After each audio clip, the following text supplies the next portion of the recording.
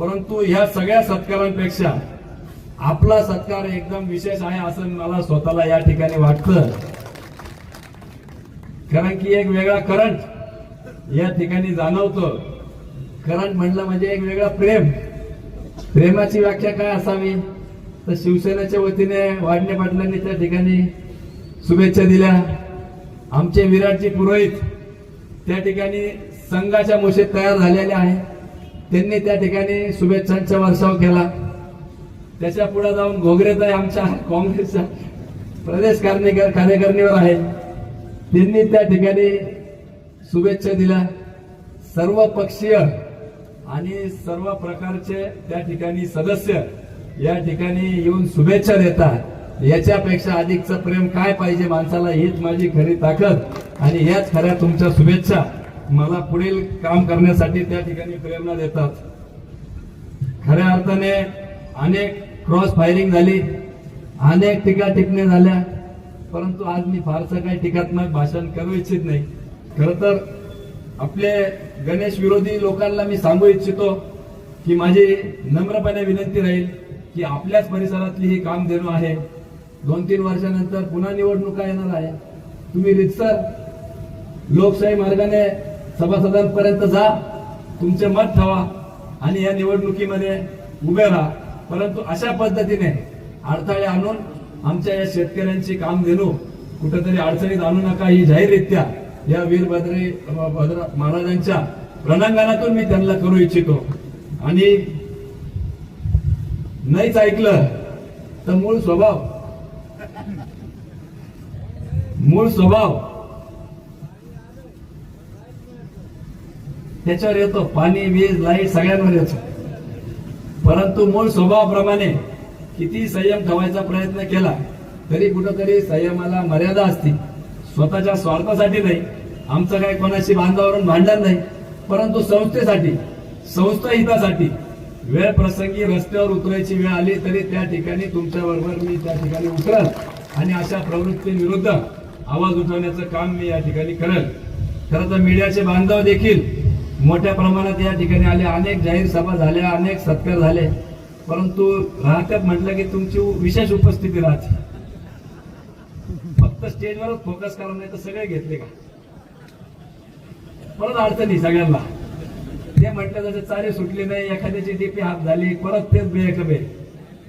परंतु मी कॅमेऱ्यात दिसले तरी अडचण. परंतु मी या ठिकाणी सगळ्या विरोधकांना सांगू इच्छितो, आपण सर्वजण आपण जेव्हा शपथ घेतो तेव्हा कुठलाही पक्षपातपणा न करता सर्वसामान्यांच्या तळागाळातल्या प्रश्नांसाठी त्या ठिकाणी आपल्याला संधी मिळालेली असते. आपण त्याच पद्धतीने काम करावं हीच या निमित्ताने विरोधकांना मी विनंती करतो. आणि नाहीच झालं तर त्यांना एवढंच सांगू इच्छितो की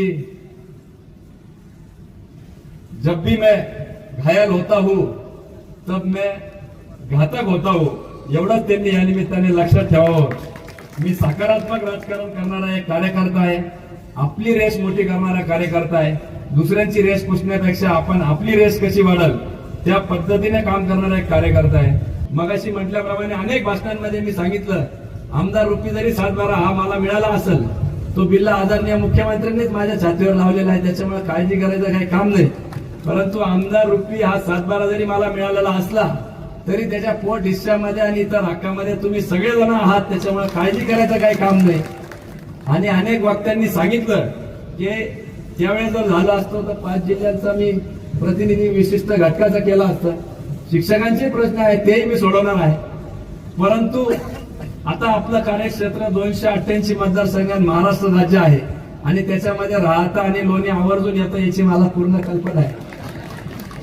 त्याच्यामुळे कुठेही असं मी म्हणत नाही, प्रत्येक जण आपापल्या परीने राज्य करते, त्या ठिकाणी काम करत असत. वेळ प्रसंग पडला तर आपल्याला कुठलाही कमीपणा नाही. पालकमंत्री म्हणून आदरणीय राधाकृष्ण विखे पाटलांकडे आपली जायची तयारी आहे. परंतु जाणीवपूर्वक त्या ठिकाणी जर कोणावर त्या ठिकाणी अडचण आली, कोणाला आडी अडचण आली तर निश्चितपणाने खंबीरपणाने आपल्या मागं भक्कमपणे आपला भाऊ म्हणून, मुलगा म्हणून, आपला सहकारी म्हणून त्या ठिकाणी उभं राहण्याची दानत त्या ठिकाणी मी ठेवतो. एवढंच या निमित्ताने आपल्याला ठामपणाने मी सांगू इच्छितो. आम्हाला इतका आनंद झाला सर्व आमच्या कार्यकर्त्यांना, कुदमरलेल्या कार्यकर्त्यांना ऑक्सिजन मिळाला की काय असं वाटायला लागलं. आणि आज व्यासपीठावर जमलेले गणेश परिसराच्या, गणेश कारखान्याच्या विजयी उत्सवानंतर प्रथमच मोठ्या संख्येने उपस्थित असलेले माझे गणेश राहता परिसरातील सर्व सहकारी, मान्यवर, अध्यक्ष आणि हितचिंतक तसेच इथे जमलेल्या जनसमुदाय व भगिनी, भयांची निवड होणं म्हणजे आमच्यासारख्या सर्व पक्षातील, मग इथे राजकीय गटतट नाही, यांना एक संजीवनीच आहे. तसं पाहिलं तर अहमदनगर जिल्ह्यामध्ये, अहिल्यानगर जिल्ह्यामध्ये अनेक राजकीय वारसदार पुढे येत आहे.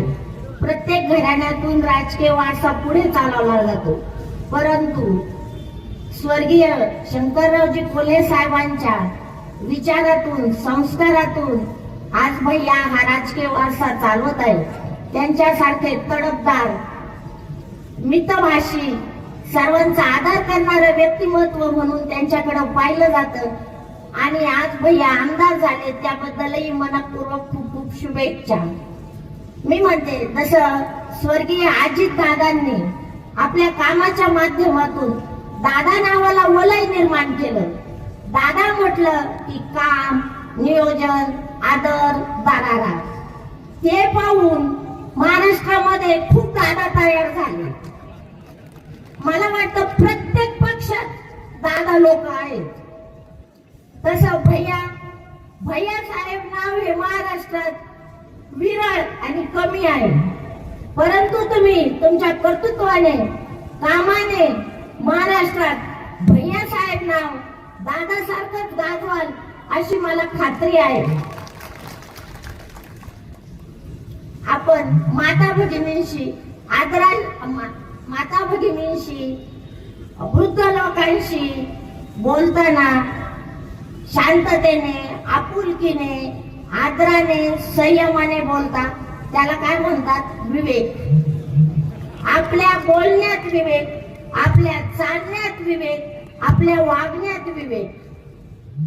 परंतु महाराष्ट्रातील राजकारणातला विवेक हरवत चालला आहे असे आम्हाला जेव्हा दिसले तेव्हा तुमच्याकडे बघून आम्हाला वाटलं की आमचे विवेक भाई आता परत आमदार झालेत, म्हणजे हा विवेक परत राजकारणात आलेला आहे. आपण बघितले गणेश कारखान्याच्या बाबतीत सर्वांच्या एकजुटीने, एकोप्याने आपण गणेश कारखाना सुरू केला.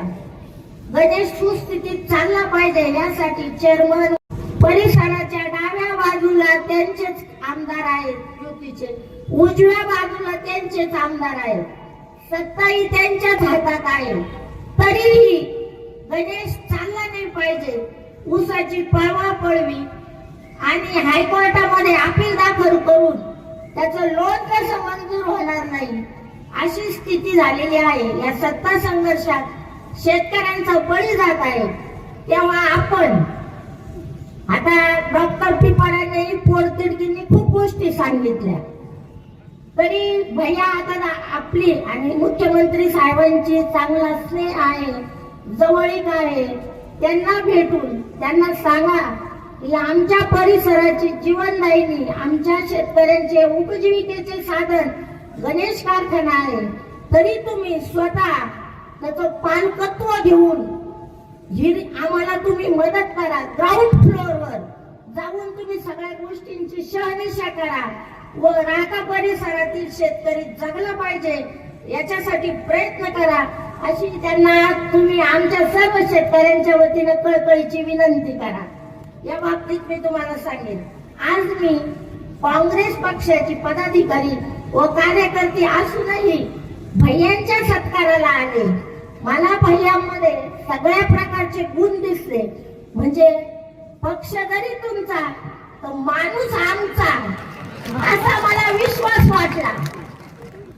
आणि तुम्हाला फक्त कोपरगाव सांभाळायचं नाहीये तर तुम्हाला महाराष्ट्रात पुढे सांभाळतात, पण सगळं तुम्हाला राहता आणि शिर्डी मतदारसंघही सांभाळायचा आहे. कमी वयात तुमच्यावर फार मोठ्या मोठ्या जबाबदाऱ्या आहेत. हेही खूप महत्वाचं आहे. आणि या बाबतीत मी माजी आमदार स्नेहलताताई कोले यांचेही विशेष अभिनंदन करेन. त्यांनी जी राजकीय परिस्थिती हाताळताना खूप विचारपूर्वक, कणखरपूर्वक, संघर्षशील परिस्थिती असतानाही खंबीरपणे भैयासाहेबांच्या पाठीशी उभ्या राहिल्या आणि यश मिळवून दिलं. त्याही खूप कर्तृत्ववान संघर्षशील महिला आहेत. त्यांचं मी अभिनंदन करते. परत एकदा भैयासाहेबांना पुढील वाटचालीसाठी खूप खूप शुभेच्छा देते. इथे व्यासपीठावर आमचे सर्व जमलेल्या सहकार्यांकडे लक्ष द्या. पुढे बसलेले जे कार्यकर्ते ते जास्त उत्साही असतात, त्यांच्याही सर्व कामे करा अशी विनंती करून माझे 2 शब्द संपवते. जय हिंद, जय महाराष्ट्र.